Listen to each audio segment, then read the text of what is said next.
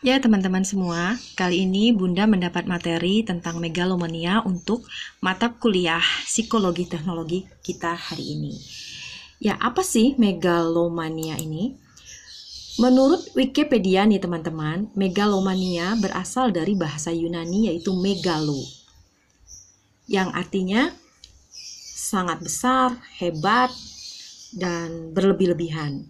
Dan bisa juga secara gamblang, megalomania ini bisa diartikan sebagai obsesi yang berlebihan terhadap diri sendiri. Karena merasa dirinya paling hebat, paling berkuasa, paling besar, dan pokoknya serba paling ya. Nah, teman-teman, dalam ilmu psikologi, megalomania ini termasuk salah satu bentuk gangguan kepribadian manusia. Banyak juga yang beranggapan bahwa seorang pemimpin itu bisa saja dikategorikan sebagai penderita megalomania. Ini mengingat karena banyak tokoh-tokoh terkenal di dunia dicurigai mengidap megalomania ini. Nah, teman-teman, seorang megalomania, tidak semua pemimpin bisa kita katakan mengidap megalomania karena ada beberapa ciri-ciri dari megalomania ini. Pertama, seorang megalomania itu sulit sekali untuk menerima kritikan. Ya iyalah, karena dia merasa paling benar gitu ya. Dan kedua, selalu ingin dihargai. Kenapa? Karena merasa dirinya paling hebat. Semua orang tidak sehebat dirinya gitu. Dan kemudian ciri dari seorang megalomania adalah dimanapun dia selalu ingin jadi pemimpin, ingin jadi ketua. Karena ya itu tadi, seorang megalomania terobsesi dengan dirinya sendiri bahwa dirinya lah yang paling hebat di antara yang lainnya. Ciri keempat, seorang megalomania selalu ingin mencari pendukung, mencari pengikut, orang-orang yang akan tunduk dengan dirinya. Nah, karena ya itu tadi, obsesinya bahwa dirinya adalah yang paling besar, paling hebat.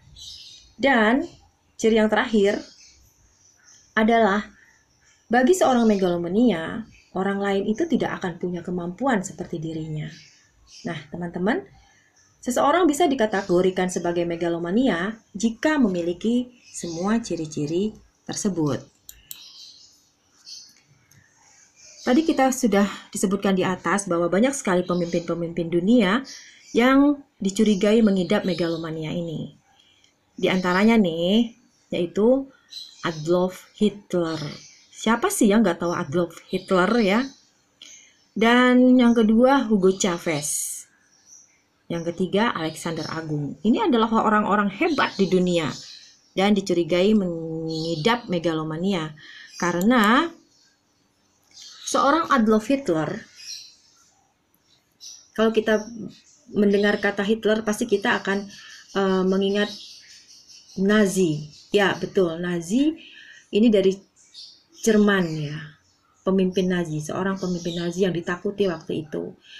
Dan banyak para ahli mencurigai seorang Adolf Hitler adalah mengidap megalomania. Nah, bagi seorang Adolf Hitler, ras bangsa Jerman adalah yang paling baik di dunia. Dan ambisinya adalah ingin mengambil alih dunia, menjadikan Jerman sebagai Lord of the Earth, terbesar di dunia. Dan jutaan manusia yang sudah dibunuh dalam kepemimpinan Hitler ini, terutama adalah waktu itu bangsa Yahudi yang dianggap menghalangi jalannya untuk menguasai dunia, dan juga Hitler juga menghabisi ras-ras lain selain ras bangsa Jerman yang dianggapnya tidak baik atau buruk atau jelek. Nah, Hugo Chavez, siapa sih yang gak kenal Hugo Chavez? Dia seorang presiden Venezuela ya, dan sangat dianggap gila akan kekuasaan. Dia juga bercita-cita ingin menjadi presiden seumur hidup, tapi digagalkan oleh peraturan di Venezuela. Seorang presiden tidak boleh menjabat dari 2 kali. Tapi cita-cita lain Hugo yang mencirikan dia seorang megalomania nih teman-teman, yaitu dia ingin mengontrol semua bank sentral yang ada di negaranya. Dia ingin menguasai pers di negaranya, dan dia juga menguasai rakyat yang menolaknya dengan mentah-mentah. Kan tidak dalam semua kepemimpinan orang akan setuju. Nah, itulah ciri-ciri dari seorang Hugo Chavez yang dicurigai bahwa dia adalah seorang megalomania. Nah, kalau kita berbicara tentang sejarah, pasti kita akan tahu seorang Alexander Agung. Kenapa seorang Alexander Agung ini dikatakan atau dicurigai sebagai seorang megalomania nih teman-teman? Selama tahun-tahun terakhir di hidupnya, dan terutama setelah kematian Hephaestion, Alexander Agung mulai menunjukkan tanda-tanda megalomania dan paranoia. Nah, diantaranya adalah pencapaian militer tentara Macedonia waktu itu, dan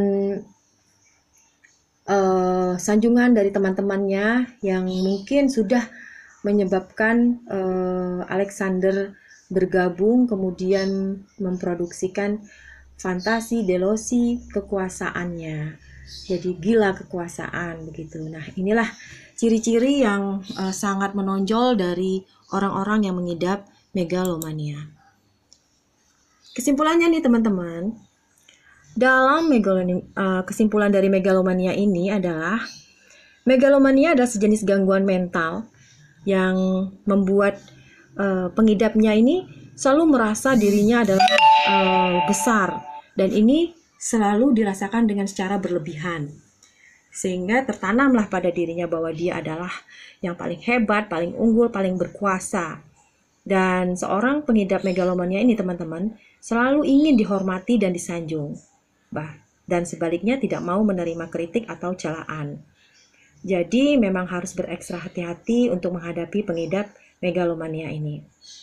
Nah, kesimpulannya teman-teman, ternyata megalomania ini tidak bisa disembuhkan. Ini menurut pakar psikologi politik Universitas Indonesia, Hamdi Muluk, pada tempo.com 24 Juli 2014, yang ditulis oleh Muhammad Muhyiddin, mengatakan bahwa pengidap megalomania tidak bisa disembuhkan.